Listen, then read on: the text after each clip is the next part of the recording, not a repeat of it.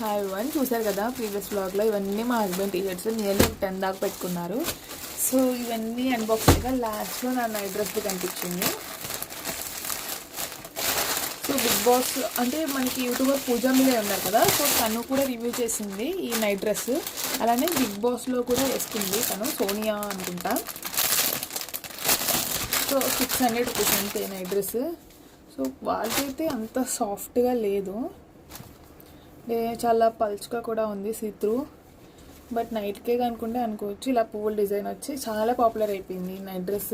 మీకు లింక్ కావాలంటే చెప్పండి, నేను ఖచ్చితంగా కామెంట్లో చెప్తాను.